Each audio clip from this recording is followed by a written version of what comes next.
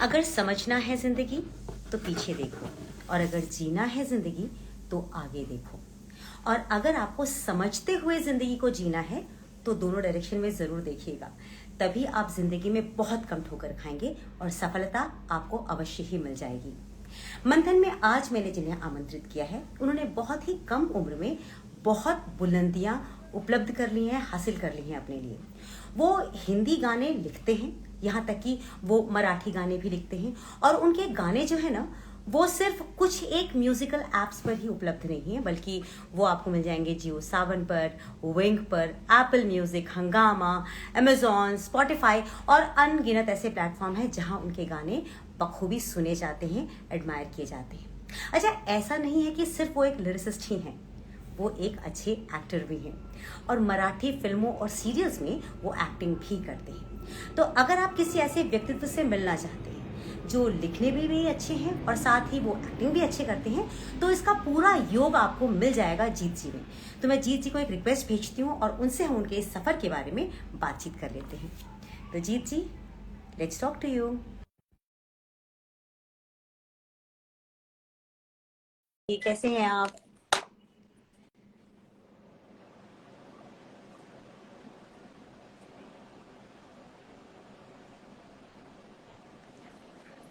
नमस्ते, वेलकम। नमस्ते मैम, हाय, कैसे हो? मैं बहुत बढ़िया हूँ, आप कैसे हैं? I am fine ma'am. Tell me something about you. तबीयत आपकी कैसी है? पहले सबसे ज्यादा तबीयत आपकी इम्पोर्टेंट है। मैं लोगों को बता दूं कि जीत जी की तबीयत बिल्कुल ठीक नहीं थी और आज शायद ठीक हूँ, पता नहीं। आप कैसे हैं अभी? अभी मैं फिलहाल ठीक ही हूँ, थोड़ी सी तबीयत नासाज है लेकिन ठीक ही चल हूँ। रहा है। मैं यस, समझ गई। Yes ma'am. अच्छा, ठीक है, आपकी तबीयत बहुत ठीक नहीं है, उसके बावजूद भी आपने अपना टाइम दिया, उसके लिए आपका जी। बहुत बहुत धन्यवाद। थैंक यू सो मच, है ना। एंड फर्स्ट ऑफ ऑल मैं आपका बहुत शुक्रगुजार हूँ, जो आपने आपके शो पे मुझे इनवाइट किया, इसलिए आपको बहुत बहुत थैंक यू और बहुत बहुत प्यार। Thank you so much. मुझे थैंक यू आपको यस कहना मैम। चाहिए कि आपकी तबीयत ठीक नहीं है, लेकिन उसके बाद भी आपने जी बहुत प्रोफेशनली इस चीज को एक्सेप्ट किया कि नहीं, मुझे इंटरव्यू देना है, तो आप देने के लिए रेडी हो गए। जीत जी, आपकी जो ये जर्नी है, ओहो, मुझे लगता है जीत जी का वीडियो रुक गया। There is some issue.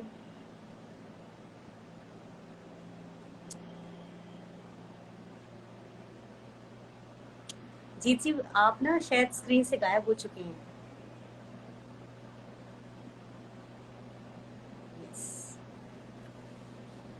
Hello Ashwini, कैसे हो?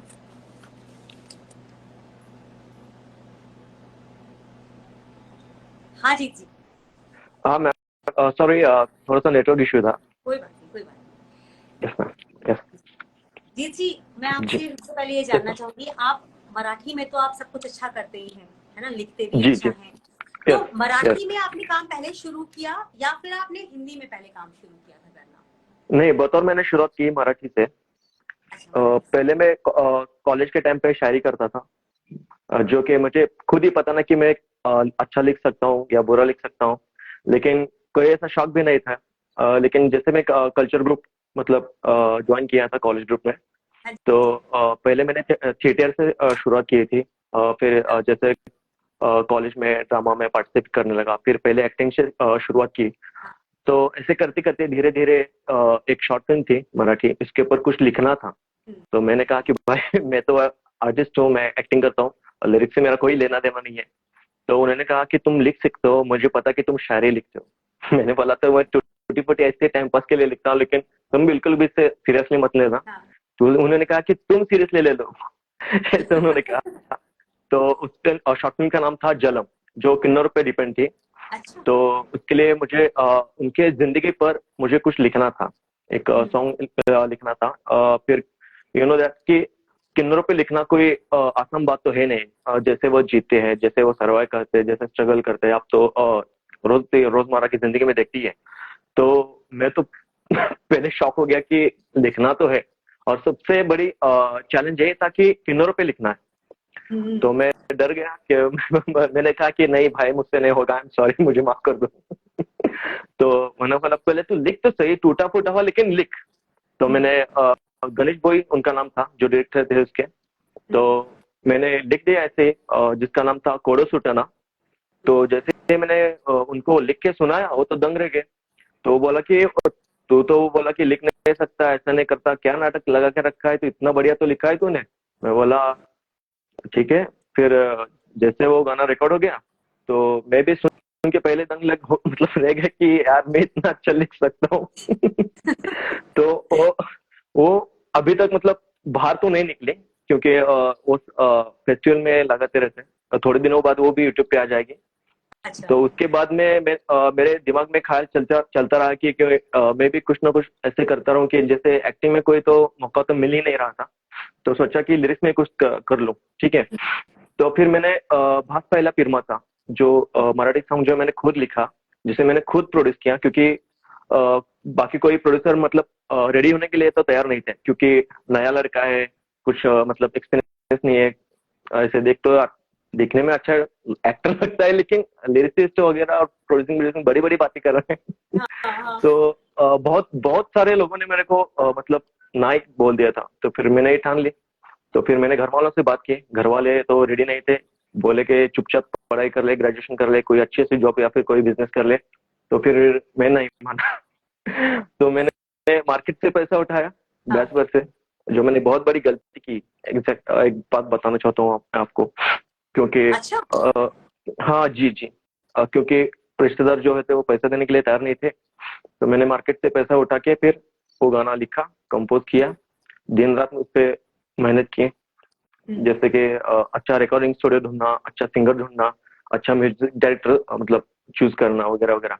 और ऐसी बातें मेरे को जैसे जैसे मैं बढ़ता रह गया था, मतलब सीखता रहना, मतलब जैसे मतलब स्ट्रगल ही कर रहा था, कुछ पता हाँ। नहीं था रिकॉर्डिंग स्टूडियो क्या होता है, म्यूजिक डायरेक्टर क्या होता है। ये अच्छा, सब मैंने कुछ नहीं यूट्यूब से मालूम सीख था और लिया। आप कूद गए इसमें कुछ कुछ प्रोडक्शन में? कुछ कुछ भी मालूम नहीं था, बिल्कुल भी नहीं मालूम था मेरे को। तो फिर मैंने यूट्यूब से देख देख के सीख लिया। ये म्यूजिक डायरेक्टर होता है जो लिरिक्स लिखने के बाद में उसको सुन के म्यूजिक देता है, ऐसे ऐसे लिरिक्स कंपोज होते हैं। बहुत मतलब मेरी तो पूरी फटी हुई थी। तो ओंकार कामले, जो मेरा सबसे बहुत अच्छा दोस्त है, उसने मेरे को गाना बनाने में उसने बहुत मेरे को हेल्प की। तो उसने रिकॉर्डिंग स्टूडियो से जो उसके ओनर थे उससे मिलाया, कि उसने पहले पूछा भाई तेरा बजट कितना है, मैंने बोले इतना इतना बजट है मेरे को, इतने ही बजट में ऐसे ऐसे मेरे को म्यूजिक एल्बम मेरे को बनाना है। इसमें हर्षाली बेलवलकर और जो मेरा दोस्त ही है संभाजी शिंदे, उसने लीड करने के लिए वो दोनों रेडी हो गए, क्योंकि मैं तो एक्टर ही नहीं था। तो मैं खुद करना नहीं चाहता था, क्योंकि हाँ। मेरे जो दिल ने कहा था कि मैं लिरिसिस्ट हूँ, तो मैं सिर्फ उस पर ही फोकस करूंगा। फिर जो ऐसे ऐसे करते करते दोस्त बढ़ते गए, आकाश काळे, राज साबळे, अभिषेक तेलंग और रजत मद्रासी, ऐसे कई सारे दोस्त हैं जो हम लोग एक जगह इकट्ठा हो गए। फिर मीटिंग हो गई, फिर मीटिंग होने के बाद में फिर वो सिलसिला चालू हो गया। फिर सबसे पहले गाना रिकॉर्डिंग हुआ, गाना रिकॉर्डिंग के होने के बाद में जो शूट लगाने हम लोग वाले थे, उसके बारे में भी मेरे को कोई पता नहीं था। जो बाकी सब जिम्मेदारी थी वो अभिजीत हुपरीकर और ओंकार कामले, इन दोनों ने बहुत ही बेहतरीन तरह से उन्होंने संभालिया, और मैं सिर्फ हाथ ऊपर करके सिर्फ खाली देखता रह गया, कैसा लगा गाना बनाओ, बैठे रहो देखते रहो क्या चलता है। और हाँ। सबसे बड़ी बात है कि गाना बहुत ही अच्छा, अभिषेक तेलंग जो है उन्होंने बहुत ही हाँ। अच्छा गाना गाया है। और जब मेरा गाना उन्होंने सुना तो बोला कि मेरे लिए कुछ तू बना सकता है। मैं बोला अभी तो मेरी फिलहाल शुरुआत है, आप ही बताओ। तो उन्होंने एक्चुअली उनसे मैंने सीखा कि एक्चुअली लिरिक्स कैसे लिखती है, ट्यून कैसे बनती है, ट्यून पे लिरिक्स कैसे फिट होते हैं, सब बहुत। मैं तो कभी कभी ऐसा लग रहा था कि मैंने जो फील्ड है क्यों चूज की, क्योंकि इससे अच्छा होता कि मैं पढ़ाई करके जॉब में लग जाता। अच्छा मतलब 10,000 सैलरी में कम कर लेता। तो मैंने बोला ये मैंने क्या बहुत। कर लिया जो। हाँ। तो डर भी लग रहा था कि मैं लिरिक्स राइटर हूं ही नहीं, मेरे को कोई आता भी नहीं, एक खाली फुकट किसने मेरे दिमाग में भर दिया था ऐसा वैसा। लेकिन जैसे मैं उनसे मिला सर से, तो उन्होंने मेरे को बताया कि जो गाना बनता है उसके सबसे पहले ट्यून होती है, उस ट्यून पे तुम्हें लिखना पड़ेगा। मैं तो पहले शायर था, तो 4 लाइन्स में कैसे भी इधर उधर राइम्स अरेंज करके लिख देता था। तो बोला ये नहीं चलेगा। फिर मैं भी वापस से डर गया, क्यों सर मैंने तो अभी फिलहाल एक गाना बनाया है, जिसकी मैंने ट्यून रेडी तो नहीं की थी लेकिन बनाया तो था। हाँ। तो बोला तू बहुत जिद्दी है, तू ना पहले सुनने की आदत डाल दे। तो मैंने कहा ठीक है चलो ये यही सही। फिर उन्होंने ढलती शाम जो यूट्यूब पे है अभी फिलहाल, तो ढलती शाम की ट्यून बनाई। फिर उस उस ट्यून पर मेरे को लिखने को बोला। तो मुझे लगा कि ये पहले मराठी गाना है, तो बिकॉज ट्यून जी जी मैंने ट्यून सुनी, उन्होंने बोला बहुत ट्यून तो बहुत अच्छी है, फिर क्या करना है इसका? तो वो बोले तेरे को इस पे हिंदी गाना लिखना है। और मैं था महाराष्ट्रियन, हिंदी से मेरा मतलब ज्यादा कोई मतलब समझ सकता हूँ, बोल सकता, लेकिन इतना फिलहाल नहीं, क्योंकि जो हिंदी के बाद गाना लिखना है तो उसमें अच्छे वर्ड्स होने चाहिए, उसमें फीलिंग्स होनी चाहिए, मीनिंगफुल होना चाहिए। तो मेरा मराठी तो मैं लिख लूंगा, लेकिन हिंदी कैसे लिख लूंगा? तो उन्होंने कॉन्फिडेंस दिया कि तू लिख सकता है, जैसे तूने पहले गाना लिखा था वैसा सेम करना। तो मैं थोड़ी देर सुनने रह गया, मैं बोला मेरे साथ क्या हो क्या रहा है? तो फिर मैंने वो भी लिख दिया। मैं आपको यकीन न होगा, यकीन नहीं होगा, मैंने वो गाना 10 मिनट में लिख दिया। हाँ? 10 मिनट, हाँ जी, मैंने 10 मिनट में सिर्फ गाना वो लिख दिया, ढलती शाम। तो वो अभिषेक सर भी इम्प्रेस हो गए, तो उसने कहा कि एक काम और कर। मैं बोला क्या सर? और एक ट्यून है, उस पे भी बना डाल। उनको तो लगा 10 मिनट में लड़का लिख लेता है, एक और लिख लेता है, एक और बना दे। तो फिर मेरे नजर लिख डाला। मेरे नजर के बाद में अभी फिलहाल जो लेटेस्ट रिलीज हुआ है वो भी लिख दिया। तो मैंने बोला कि अब तो कॉन्फिडेंस तो आ गया, ट्यून क्या है, लिरिक्स क्या है, सब कुछ पता चल गया, वो भी टाइम के साथ साथ। इसमें सबसे बड़ी बात है कि दोस्तों ने जो है ना मेरे को बहुत सपोर्ट किया है। सभी जो मेरे दोस्त हैं ना, वो मेरे को बहुत प्यार करते हैं। और उनको जब पता चला कि ये कुछ ना कुछ तो कर सकता है जॉब के अलावा, तो इसको हम थोड़ा सा सपोर्ट कर दे तो इसका चलो कोई कर लेगा। शरारत तो मैं बचपन से ही था जी जी, लेकिन ट्रस्ट था, लेकिन वो उनका भी मतलब 50-50 था, क्योंकि मैं बहुत शरारती था और उनको सिर्फ पता था कि खाली शायरी करता है, एक्टिंग में थोड़ा सा इंटरेस्ट है, इसलिए थिएटर वगैरह करता है, इसलिए मतलब वैसे चलो इसको सपोर्ट करते हैं। घर वाले तो नहीं, लेकिन दोस्त लोग कर देते हैं। सबसे बड़ी बात यही कि हर जो बड़ा स्टार होता है ना मैम, वो अपनी ही बातें करता है, लेकिन जो अपने को जो सपोर्ट करता है ना, उनके बारे में कोई बात नहीं करता। तो इसका सारा जो श्रेय है, जब तक जहां तक अभी मैं हूँ या फिर इससे भी आगे कहीं बढ़ूं, इसका सारा जो श्रेय है वो मेरे दोस्तों को जाता है, जिसमें अक्षय कामले है, गणेश साळुंके है, श्रेयस तिरमारे है, और जैसे मैंने कभी कहा कि अक्षय, ओंकार, अभी हुपरीकर, इस सब सभी बढ़िया लोग। ओंकार कामले जी है भी अभी लाइव में भी आए हुए हैं। जी जी जी, यस यस। और बहुत सारे लोग हैं, सुशांत गरोडकर है, जिन्होंने मेरे को फाइनेंशियली सपोर्ट किया। मैम, मैंने अब तक कम से कम 52 जॉब्स छोड़े हैं, या फिर उनमें से मैं निकाला गया हूँ, या फिर मैंने खुद छोड़ी है, सच्ची बात बता रहा हूँ। लेकिन ये बहुत ही गलत बात है, क्योंकि यस मैम, मैंने 52 जॉब्स मैंने छोड़े हैं। एज कितनी है अभी? अभी मैं 26 का हूँ मैम, लेकिन मेरे को कहीं फील होता है। जी जी, यस मैम, क्योंकि कहीं पे मैं टिकता नहीं था। या तो मैं जॉब पे लेट पहुंचता था रिकॉर्डिंग की वजह से, या तो फिर मैं ड्रामा के प्रैक्टिस में जाता था, तो वो 2-4 दिन सुन लेते थे लेट आने की वजह से, और मैं बार बार लेट आता, तो कहीं से मैं निकाला भी जा चुका हूँ, कहीं से मैंने खुद छोड़ी है। लेकिन जहां जहां से मेरे को निकाला गया था, अब फिलहाल वो मेरी बहुत तारीफ करते हैं वो मतलब खाने के लिए, और कभी अगर किधर है आ जाना, कभी मिल लेना, खाने पे आ जाना, ऐसे बातें करते हैं। जैसे मौका मिलता हूँ उनसे मिलता हूँ, और वैसे करते करते इंस्टाग्राम पे भी बहुत सारे मतलब फॉलोअर्स भी हो चुके हैं, तो वो भी बहुत सारे मेरे को बहुत प्यार करते हैं, बहुत सवाल पूछते हैं कि आप कैसे लिखते हो, कैसे सीखता है। हाँ, एक बात बताइए, आप जो गाना लिखते हैं और आपकी शक्ल में और आपकी आवाज में वो शाहरुख खान का कुछ झलक आता है, आपको किसी ने बोला, फ्रेंड्स ने या सबने, कि वो तुम थोड़ा शाहरुख हो, सब बोला क्या? नहीं, कुछ लोग सिर्फ बोलते हैं ऐसा कि तू दिखता शाहरुख जैसा है, चलता शाहरुख जैसा है, तेरी हरकतें शाहरुख खान जैसी है। मैं बोला वो शाहरुख खान है, मैं जीत गायकवाड़ हूँ यार। और सबसे जीत बना के रखा हुआ है ना आपने, बहुत बड़ी बात है वो भी। मेरी सीक्रेट एक बात बताना चाहता हूँ आपको, मेरा असल में नाम जीत नहीं है बिल्कुल भी। मेरा नाम है अभिजीत गायकवाड़, ये मेरा असली नाम है, स्कूली नाम है मेरा। हाँ जी, जैसे मैं इस इंडस्ट्री में आ गया, तो मैं अभिजीत से जीत हो गया। ओ Yes, आपने ma'am. अपने नाम को छोटा कर दिया, क्रिस्प कर दिया। अच्छा, आपके मम्मी मैंने पापा को नहीं किया, कैसा उन लगता है? लोगों ने कर दिया। बहुत, अभी वो बहुत प्राउड फील करते हैं मेरे बारे में। जब से लोगों से सुनते हैं तो वो बहुत प्राउड फील करती है। तो वो भी मान गए, मेरे मामा जी भी मान गए। विनायक निकम जी उनका नाम है। बचपन से मैं उनके पास ही पला बड़ा हूँ। तो अच्छा, पहले तो सपोर्ट में नहीं थे। मेरे मामी जो है नीता निकम, वो डॉक्टर है।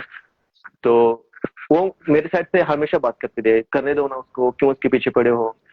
हाँ मैं जी। तो 12वीं में फेल भी हो गया था, तो बहुत डांट भी पड़ गई थी। और वो बोले कि पढ़ाई में बहुत कम मार्क्स लाता है, ऐसा वैसा बहुत डांटते थे घर में। एक जिंदगी में कुछ नहीं कर पाएगा, इसकी हरकतें ऐसी है, रात में घर में बहुत लेट आता है, ऐसा ऐसा बहुत ही मैंने सहा है अभी तक घर में। कभी कभी लगता है यार, बाहर वालों से ज्यादा घर वालों में बहुत टॉर्चर करते हैं। एक्चुअली पता है क्या होता है, जो घर लेकिन वाले होते हैं जी वो आपका बेस्ट चाहते हैं, और उस चक्कर में जी शायद जी वो कई बार आपको क्या चाहिए वो चीज नजरअंदाज जी कर देते हैं, वो अपने नजरिए से आपकी जिंदगी जी देखते हैं, जी मैम। है ना। पर अब यस देखिए वो मैम। कितने प्राउड हैं आपके ऊपर। अब यस मार्क्स कोई यस यस मायने नहीं मैम। रख रहा उनके लिए ना। नहीं, अब बिल्कुल भी नहीं, लेकिन मार्क्स लाना मैं कहता हूँ कि बहुत जरूरी है मैम। हाँ, क्योंकि आप बड़े हो तो आपके ऊपर घर की जिम्मेदारी है, माँ बाप की जिम्मेदारी है, बहन की जिम्मेदारी है, भाई की है, छोटे। तो आपको कमाना चाहिए, एक फिक्स इनकम आपका ऐसा होना चाहिए जो घर में जाए। इसके बावजूद जो आप कुछ भी करे वो करे, ये बात मेरे को समझ में आई। कभी भी जॉब छोड़ना नहीं चाहिए। अगर आपको छोड़नी है तो दूसरा जॉब रेडी करके वो छोड़ना है। ये बात मेरे को जिंदगी में बहुत समझ में आई। बिल्कुल ठीक आपने कहा। Yes ma'am. आपने जो गाने लिखे हैं उनमें से जो जी आपका मैम। सबसे पहला गाना था जिसका लिरिक्स आपने जी लिख के दिया था, जो आपने कहा कि बस जी वो फिल्म फेस्टिवल्स में ही चल रहा है, आप जी उसकी 2 लाइनें सुना सकते हैं क्या? बिल्कुल बिल्कुल। यस मैम, क्यों नहीं, व्हाई नॉट। सुनाइए। यस जी मैम। पिंजारून झाली रात, पेटला की देवा, जिंदगीत दान देगा तुझी माझ्या देवा। पिंजारून झाली रात, पेटला की देवा, जिंदगीत दान देगा तुझी माझ्या देवा। जिवारात ताल कुठ ग बसना, वाळून गेली जखम तरी भरणा, भोग सुरून गेलं पारण फिटना, कोड सुटना सुटना सुटना, कोड सुटना सुटना सुटना, कोड सुटना देवा, कोड सुटना। अरे वाह, आपको गवाते हैं कि नहीं आपके दोस्त लोग? जब आप इतना अच्छा गा लेते हो तो वो बोलते हैं कि बेटा कुछ गा भी लो, छोड़ो जी क्यों जी। किसी सिंगर को लेना। हाँ, बहुत सारे लोगों ने कहा है। अभी जैसे मैंने कहा कि अभिजीत ऊपरी करो, बेकर बार बार फोर्स करता रहता है कि तू स्क्रीन के पीछे मत रहे कभी भी। तेरा अच्छी पर्सनैलिटी है, दिखता भी अच्छा है, तो ऑन द स्क्रीन तू काम कर। Yes ma'am. तो कभी कभी मैं दोस्तों से इंस्पायर होता हूँ, जो भी बड़े बड़े लिरिक्स राइटर है, जैसे मोनस मुंतशिर है, जावेद अख्तर साहब जी है, मतलब इरशाद कामिल है, इनसे मैं बहुत इंस्पायर होता हूँ। सबसे पहले मेरे को ये दिक्कत है कि लिरिक्स लिखते कैसे हैं, यहाँ से मैंने जर्नी शुरुआत की थी मैम। तो ऐसे करते आपने कोई करते करते फॉर्मल करते ट्रेनिंग नहीं निकल ली गया। है ना, आप सेल्फ ट्रेंड बच्चे हैं। कभी भी कोई नहीं, फॉर्मल ट्रेनिंग कभी भी नहीं, कभी भी नहीं, कभी भी नहीं। और एक बार मेरे मामा जी ने मेरे पे मतलब इल्जाम लगाया कि ये लड़की के पीछे पागल हो गया किसी, क्योंकि जो वो कहते थे देख ले, मतलब माँ को कह दिया कि थोड़ा सा इंक्वायरी कर दे, कोई ना कोई तो मिल ही जाएगी। लेकिन अच्छा। उन लोगों को आज तक नहीं मिली। अच्छा, आपकी अभी तक कोई गर्लफ्रेंड यस नहीं मैम। है? हाँ, अभी है, एक है, अभी है? ईशा नाम है इसका, अभी है। आपने बता भी दिया, वेरी जी। गुड। Yes very nice. मैं कभी झूठ बोलता नहीं, क्योंकि मेरे को झूठ बोलना बहुत मतलब पसंद ही नहीं बिल्कुल। हमेशा मतलब साफ दिल के रहो, सच बोलो जिंदगी में, कभी से किसी को फंसाओ मत। बस दिल साफ रहेगा ना मैम, तो अपने आप फीलिंग एक्टिवेट होती रहती है, और उनसे मेरे को ताकत मिलती है लिखने के लिए। Yes ma'am. अच्छा जीत जी, यस मैम। आपने यस मैम। फ्यूचर में क्या सोचा हुआ है कि आप आगे क्या करना चाहते हैं? जी, फिलहाल मैं अभी एक्टर बनने के लिए भी तैयारी कर रहा हूँ।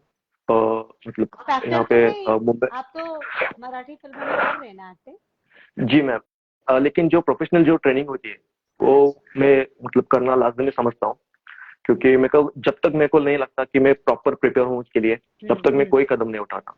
Yes ma'am. तो जैसे मैंने कहा कि qualification is the most important our life, वैसे ही सेम एक्टिंग के बारे में या फिर कोई आप किसी भी फील्ड में जाओ, वो आपके लिए सीखना बहुत जरूरी है। क्योंकि आप पढ़ोगे लिखोगे नहीं तो भरोगे कैसे, और जब तक आप भरोगे नहीं तो छलकोगे कैसे। हाँ, क्या बात है, इस पे भी कुछ लाइन लिख दीजिएगा, है ना, जब तक भरोगे नहीं तो छलकोगे कैसे। Yes ma'am. अच्छा, आप अगर एक्टर्स में बात करो तो ऐसा कौन सा एक्टर है जो आपका आइडल है, जिसको देख करके आपको लगता है कि मुझे ऐसा बनना है? श्री अमिताभ बच्चन जी और दिलीप कुमार साहब।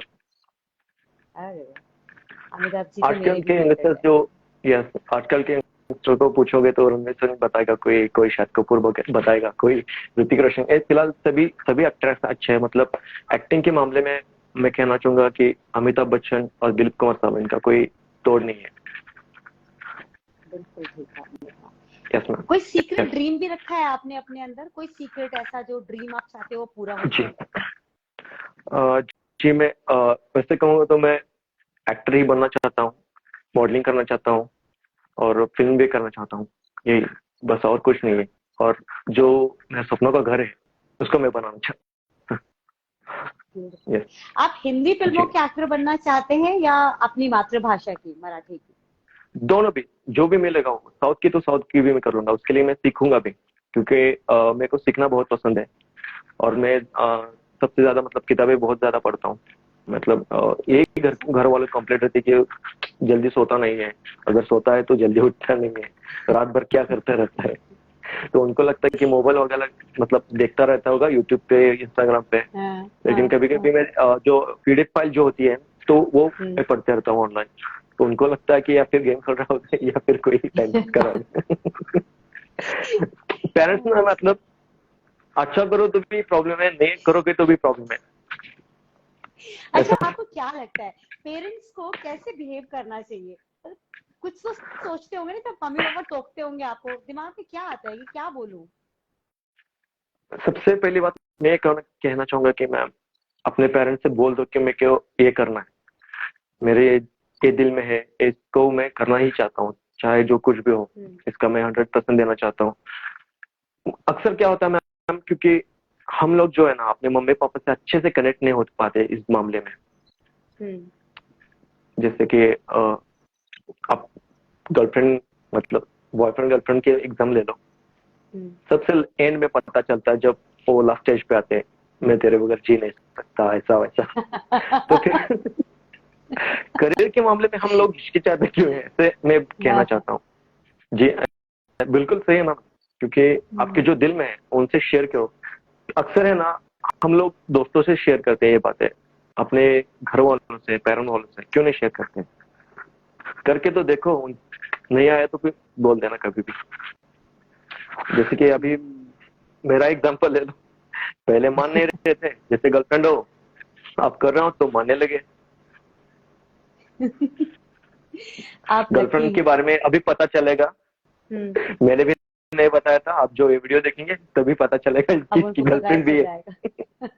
यस, मैं कहता हूँ अच्छा है पता चलने दो, क्योंकि उम्र भी हो गई है, निकल भी जा रही है।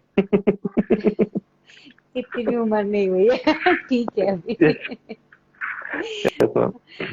अच्छा, तो अब आपने अपनी लाइफ में जितना कुछ सीखा है, असल में आपने सब कुछ सेल्फ स्टडी करते हैं, वैसे ही आपने अपनी लाइफ को भी खुद सीखा है। तो आपने जो अपनी लाइफ में खुद सीखा है, तो आपको ऐसा लगता है कि किसी बात का आपको पछतावा है, किसी बात का कोई रिग्रेट है आपको? यस मैम, बिल्कुल है। और जैसे मैंने शुरुआत में कहा था आपसे, क्योंकि मैंने जो है ना मार्केट से पैसा उठाया, ब्याज से उठाया पैसा, ऐसा कभी नहीं करना चाहिए, क्योंकि बहुत प्रेशर होता है। आप जो भी काम करो, जो भी इन्वेस्टमेंट करो, सोच समझ के करो। ऐसा कभी मतलब जोश में कदम कभी मत उठाओ जिससे आप खुश खो बैठो, क्योंकि करना तो काम आपको है ही, लेकिन सोच समझ के करो। जिसका कोई मैथमेटिक्स आपको जब तक समझ में नहीं आता तब तक आप किसी चीज में इन्वेस्ट मत करो, ये मैं कहना चाहता हूँ। आपने ना ये बात 2 बार कही कि मार्केट से पैसा उठा के आपने गलत किया, मतलब ऐसा क्या जी क्या हुआ था आपके साथ, अगर आपको बताने में कोई एतराज ना हो तो। नहीं नहीं नहीं बिल्कुल। मैं क्यों क्या पता है मैम, जब आप मार्केट से पैसा उठाते हो, जिससे वो लोग कुछ इंटरेस्ट पे देते हैं पैसा, तो आप वो ले लेते हो। फिर मैंने गाना बनाने के लिए ले लिया था। जैसे ही मेरा गाना रिलीज हो गया, तब तक मैं वो जो इंस्टॉलमेंट था वो देता रहता था। उनको पता चल गया कि ऐसा ऐसा जो इसने गाना रिलीज कर दिया, गाना चल भी गया, तो उसको थोड़ा सा ज्यादा पैसे मिल रहा है, तो क्यों ना हम थोड़ा सा उसका इंटरेस्ट बढ़ा दें। ओहो। तो मैंने कहा कि ये पॉसिबल नहीं है। जैसे हम दोनों के बीच में जैसे जो भी चल रहा है, डीलिंग है। मतलब हाँ, जो भी डील हुई है उसी पे मैं कायम रहूंगा। फिर उन्होंने मेरे पे कॉल करके टॉर्चर करना शुरू कर दिया। फिर वो घर पे आने लगे, धमकाने लगे। फिर मैंने जाके सीधा पुलिस कंप्लेंट कर दी। तो उसके बाद में कोई प्रॉब्लम नहीं, कोई दिक्कत नहीं है। जो भी कुछ भी हो सब पूरा सॉर्ट आउट हो चुका है। इसलिए मैं मतलब जो भी इंडस्ट्री है उनसे ये कहना चाहूंगा कि इंटरेस्ट से बैंक से लोन लो, उसे टाइम टू टाइम चुकाओ, लेकिन कभी भी जो बाहर से पैसा मत उठाओ। लेकिन जब आपको उतनी जरूरत हो, मतलब मेडिकल की जरूरत हो या फिर कोई शादी के लिए इधर उधर, आपके हिसाब से ले लेना, लेकिन आप कभी भी सोच समझ के ले लेना। आप जिस जी तरह से अपना करियर को आप आगे बढ़ा रहे हैं, आप इतनी जी मेहनत मैम। भी करते जा रहे हैं, जी मैम। आपको क्या लगता है कि जो आपका करियर है अभी से जी कुछ समय बाद कौन सा शेप लेने जी वाला है, आप उसको क्या शेप देना चाहते हैं। देखिए अभी आप कई बार अपने लिए एल्बम खुद बना दे रहे हैं, है ना, जी और कई जी जो सबसे आसान क्या होता है कि कोई दूसरा आपको हायर करे और आप उसके लिए गाना लिख के दे दें। अभी तो आप वो वाली मेहनत भी कर रहे हैं ना कि खुद भी क्रिएट कर रहे हैं, खुद भी इन्वेस्ट कर रहे जी हैं, तो आपकी क्या जी जी बिल्कुल। क्या प्लानिंग है आगे, स्पेशली म्यूजिक के फील्ड में। म्यूजिक तो मैं कतई नहीं छोड़ूंगा। इससे आगे भी करता रहूंगा। और रही बात दूसरे, मतलब कोई भी बड़ी कंपनी हो या फिर कोई भी हो, तो उसके लिए मैं काम जरूर करूंगा, बिल्कुल करूंगा। क्योंकि रिलेशन भी बने रहनी चाहिए, कभी भी दिल लोगों का टूटना नहीं चाहिए। और उनपे वो लोग अपने पास आते हैं क्योंकि आपको आपके काम के मतलब जो भी है देख के आते हैं वो लोग कभी भी। तो कभी भी उनको नाराज नहीं करना चाहिए। और कभी भी आपको ऐसा फील होना नहीं चाहिए कि आप बहुत बड़े बन चुके हो या फिर आप तरक्की कर रहे हो। ऐसा जो फिर बाद में आपके दिल में कभी भी ऐसे गिल्ट रहनी नहीं चाहिए। इसलिए मैं सभी के साथ काम करना चाहता हूँ, सभी के साथ जुड़ के रहना चाहता हूँ, प्यार मोहब्बत से रहना चाहता हूँ, और कुछ भी नहीं।